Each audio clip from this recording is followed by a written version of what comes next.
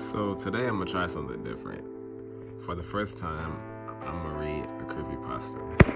One that's an oldie but a goodie.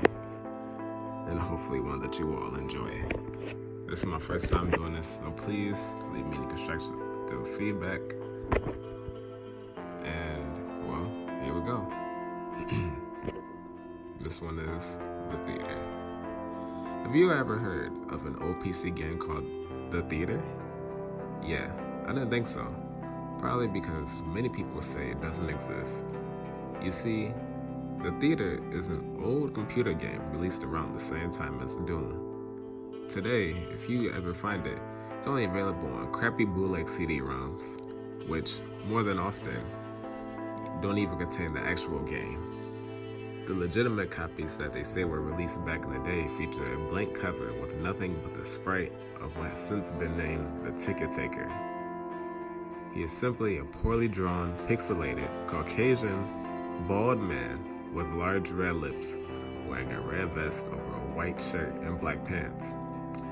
He is completely emotionless, though some say that if you smash the disc, his face is shown as angry the next time we look at the cover.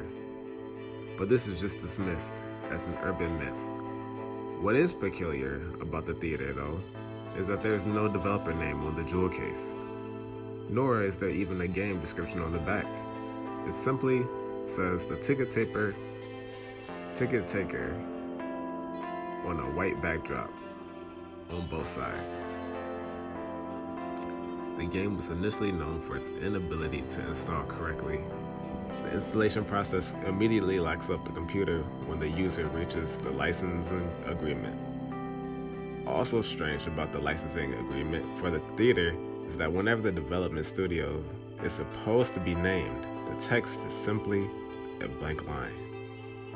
Anyways, most people have claimed to own one of the original CDs. They say they figured out how to install the game by simply rebooting the computer on the licensing agreement while the disc is still inside. Then they are prompted to press I agree on startup. Then they continue with installation. The game then starts up without any introduction besides a main menu. That is simply the sprite of a movie theater's exterior on an empty city street. The title fades in and then 3 menu buttons appear. Those are New Game, Load, and Options. Selecting Options immediately crashes the game and brings it to the desktop. Load is set not to function at all. Even if you do have a saved game, surprisingly, nothing happens, thus leaving only New Game as the only working option. Once it is selected, you are the first person in view the Ticket Taker, standing in front of a dark hallway, which one can only assume leads to the theater themselves. There's nothing to do but look at a poorly drawn, mostly illegible movie poster, or approach the Ticket Taker, one or the other. Once the player moves towards the Ticket Taker, a very low quality sound clip plays saying, "Thank you, please enjoy the movie," along with a speech box saying the same thing. You then walk into the hallway and the screen fades to black, and you're back in an empty lobby.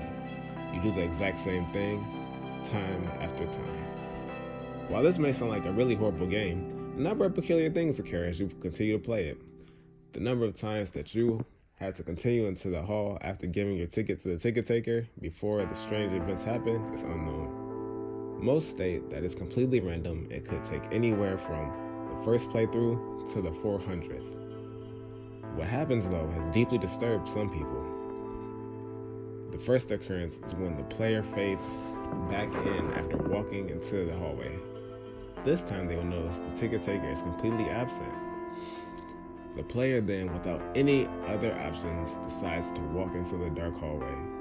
The sound clip and text box mentioned previously still play in the absence of the Ticket Taker.